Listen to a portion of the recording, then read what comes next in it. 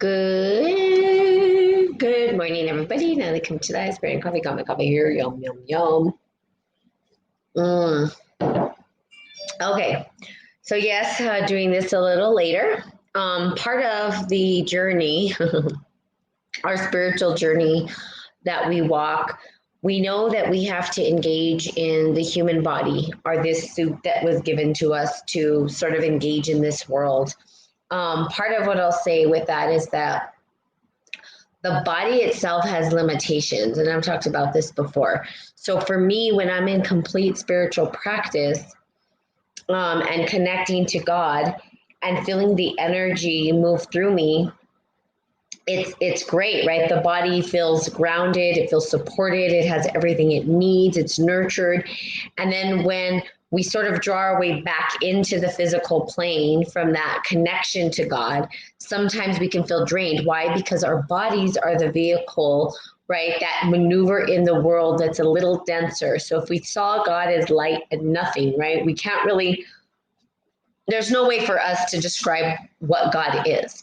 We're too small of a piece of the entire puzzle. So, we are a microcosm of what that looks like. But to say that we truly know it we can't say we truly see or understand God in his completion, right? Because we're a piece of that extension, and there's so many manifestations. And what does the oneness really mean and look like? Good morning, Nicole. But we do know that in this dimension and in this density and this particular earth plane, we are material. And that 3D material dense feeling that we have within us, our bodies slow us down because we are dense. And the key is to see how we can become lighter and lighter and lighter and lighter. The lighter we are, the easier it is to transition in between what I call interdimensional spaces, which just means connecting ourselves to the heavens, right? Connecting ourselves to God, opening your hearts up and connecting to that divine energy and allowing it to lead you every single moment of every single day. When we come back from that space of God connection into the material world, there is some suffering here. And it's hard for the body to keep up sometimes with the spirit. Why? Because the spirit's so powerful. Spirit is like God in motion through you. So to have that, God in motion through you, the spirit is that big open space that has all potentiality. It's able to do anything and everything you could possibly want it, and twist and turn and make things appear that you thought weren't possible, right? Move mountains, right? The spirit of God moves through you to help you move mountains, not the other way around. It's not by force.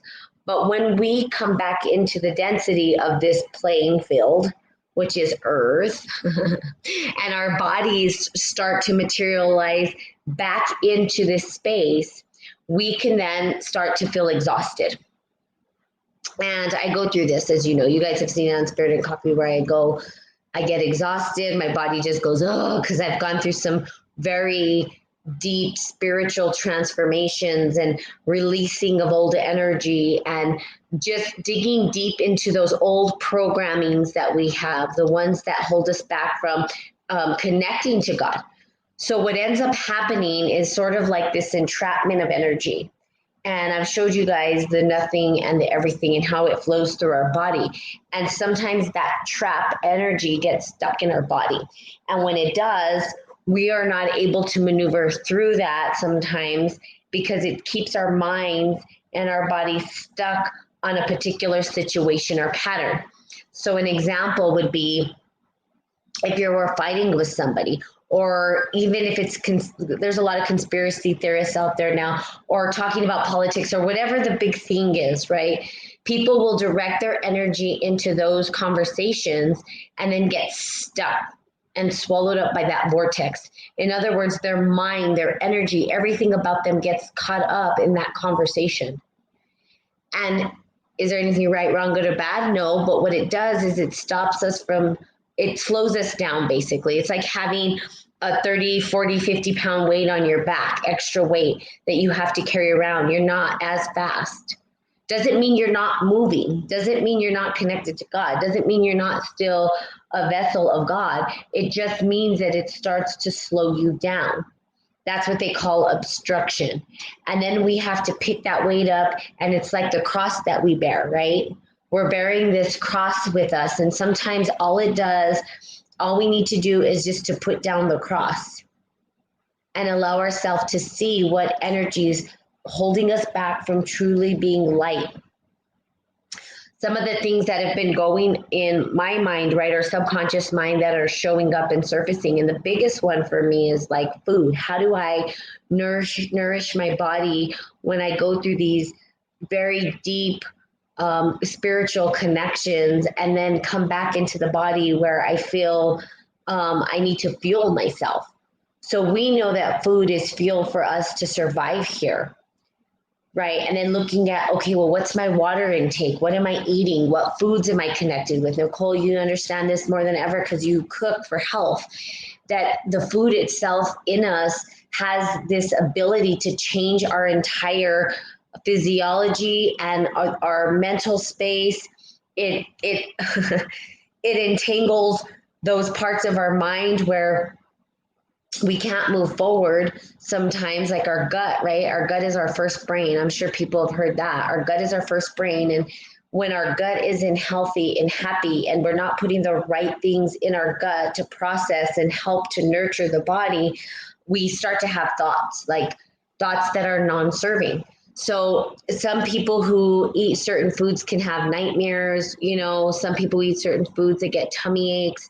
And sugar itself has its own way of thinking and vibrational frequency. So when we look at like sugars and all of these different elements that we put in our body, they have some response to the body.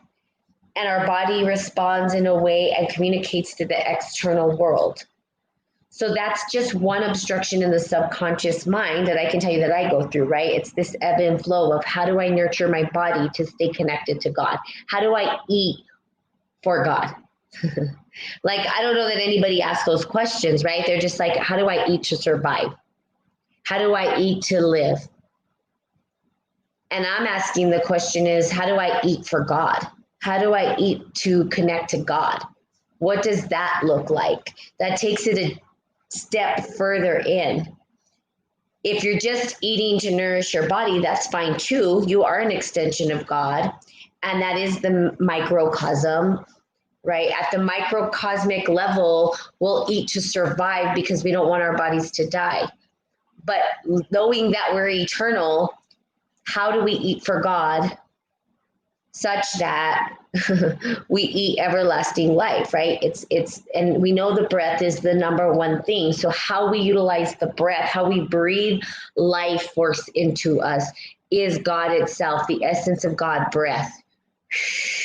Just breathing. The breath.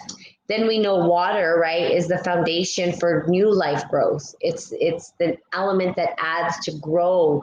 And in that growth, God exists within that growth. And what is God and what's the closest potential to God based on the growth from that particular water, right? So it could be bacteria starts to grow, and maybe the fungi, or whatever it is, the the algae. There you go. That's what I'm talking. Not the fungi. The algae that grows. Maybe that's the purest form of food because it came from the water in the beginning, and that algae has some sort of spiritual connection through God. So how do we eat for God? And I'm going to be honest, that's a new question for me. I just asked it right now, and I'm asking myself. That's a great question, Natalie. How do you eat for God? Rather than just eating for the body to survive. So as we move through, there's these different things, again, that limit us or stop us from expressing our God self. And it's not just food. There's other things too. There's other blockages that we must move through in the body, in the spirit, in the mind to be able to transcend and ascend and move forward in life. So what is it for you? again, for me, food is a big thing. It's the biggest part that I have some little bit of struggles with. And I'm learning and working and trying to understand and asking God to be my guide through that process. So, with you, whatever it is, and whoever's on here, I think just Nicole, this message is just for you, girlfriend. You're the only one on here, so that's awesome. Is how do we move through that? How do we move through that obstruction? How do we allow ourselves to be the flow of God and let God flow through us without the confines or the repercussions of our bodily function getting depleted? You can only, in your physical body can only handle so much, especially with this spiritual connection. It's like Indiana Jones. There's that movie with the crystal skulls, and the lady, I've talked about this before too, the lady's just like, I want to know everything. And, and they're like, the aliens are like, no. Okay, the aliens come out of the crystal skulls and all this stuff. And she just wants to know everything. She's like, God, give me the answer to everything. And then she does it anyway, even though there was like why? Because this physical body couldn't handle all of that.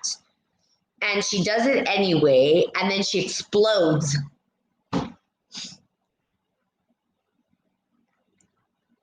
So our bodies can only handle so much. So for you, me, do or don't, but for myself, looking for the ebb and flow of what that looks like, being able to allow myself refuge, relaxation, kindness and compassion and care for myself and nurture myself and love myself and be okay with how I find refuge through God. And that's another thing. God will give you refuge. So if you're doing God's work and you're out there, you're like, God, you're just doing it and you have all this energy, and then you come down back to your physical body again. You're like, oh God, what do I do now? Pray for refuge. That refuge will be given to you so that you can restore, relax, rejuvenate. I'm talking to myself right now so that I can relax, restore, rejuvenate, so that I can find out what does this physical body need to recharge itself, to restore, to come to completion, and then to start over again and connect right back to God and do God's work. And then it's this synergy of ebb and flow once you figure it out. So understanding how to figure out the balance for you, or don't, of course, again, totally up to you. But understanding the balance will allow you to continue the connection and doing God's work over and over and over again, and in co-creation with God. And it's beautiful. And then you see God's miracle, and there's nothing better than God's miracle. And you know that, right? Once you see God's miracle, you don't want anything else because God is amazing. Salud to God. Cheers to God. I will drink to that. Thank you very much. So just understanding how to maneuver through the body, and that's why I came on later than normal, because I have a lot of spiritual work. I've been working through a lot of untangling of old paradigms and old ways of thinking and old programming that's held me back from truly stepping into my stellar body, truly stepping into my queen or goddess self. How do I become this goddess and do God's work over and over and over again without feeling depleted in the body, and figuring that out? What does that mean for me? And then what does it mean for you? And it's not just about the work, but like, what are you doing in your life that's depleting you, and how do you recharge yourself so that you can continue to do it, especially when you're doing it with the intention of love and connection and God.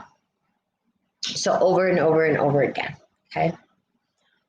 Super, super challenging. I can say that I felt a little bit depleted, and I'm starting to feel the recharge, which is good. And I'm trying to trust and understand what that means. So really paying attention. So pay attention to your bodies or not, up to you, and the cues. And it's just another process to support you in the bodily functions of our density or the three-dimensional space that we exist in, because we're very dense here. We're very, very grounded to this earth, right? We're not floating up, right? It's not like there's no space or no gravity here. There's gravity. So our bodies are very tethered to this planet. And we're tethered here, and atmospheric pressure gets put on the body, and we start to age, and all these things that happen with the human body, because again, it's fragile, it's immaterial, it's impermanent, it's not forever. But the structure itself is so dense that it allows for movement, and it's pretty quick movement in this density, I'll say. Some people can be pretty quick, right? We can run, we can do all these things. Not the fastest it could be if we were a little lighter. So just asking yourself, how do we get a little bit lighter so that we can maybe move just a little faster? Again, time starts to slow as we move a little bit faster and faster and faster. Time will slow. But then finding that ebb and flow. How do we find the ebb and flow between the time that's fast and the time that's slow? And how do we, it's the cosmic dance, right? That's what I'm learning right now. What is the cosmic dance for me? So doing the ball of energy, Qigong. I was doing that the other day just to understand this ball of energy that radiates in us, and asking, how do we use this ball that's within us and do a cosmic dance with it? How do we dance with this energy? How do we let the energy move through us without depleting our bodies, our avatars, our third dimensional bodies that have been given to us? How do we nurture it so that we can continue the dance in this pattern without obstruction? It's the balance. It's the two coming together in balance and harmony. It's pretty cool. And you can do it too. And finding that within yourself, and as within, so without. And then the dance, right? And we see this swirl happening of the ebb and the flow. The two come together and sway. And that's within your own personal energy. Looking at the sacred feminine and masculine within yourself and asking yourself, how do I flow with this? How do I re-energize myself so that the flow doesn't get stuck, right? And then pressure starts, and then we start to flow again. So just being with it, be with the flow. You know, go in some water. Water is a great way to feel that flow of energy. Allow yourself just to be in the water. Let it just take you or wash all over you, because that is the sacred feminine. You being the masculine energy that enters into the water, but allowing yourself to be taken by the divine feminine. Let it take you for a dance. Let it dance you around. And also allowing yourself to be led. So it's both, right? And then it becomes this thing, and it's like, who's leading and who's, and you just don't know anymore, because it all becomes one thing. And that's how we bring ourselves to the oneness, through the flow, okay, into one. Pretty cool stuff. Awesome. So there you have it. Very short, spirit and coffee today. Just keep at it. You're doing a great job. Continue to work or not, totally up to you, but work on yourself, you know, be kind to yourself. Again, I'm talking to myself. Be kind, be gentle. It's okay. It's not that serious. Even when you think it's serious, it's not that serious. And be lighthearted and allow yourself just to open up and allow the energy to move through you. And there you have it. Alrighty then. So I will see you guys on Monday. I got this kind of new, I was reading this new book, by the way, or this new magazine, which is Staying Connected, Emerging Stronger. This here. I got it at the store the other day. Good morning, Ignacio. How are you?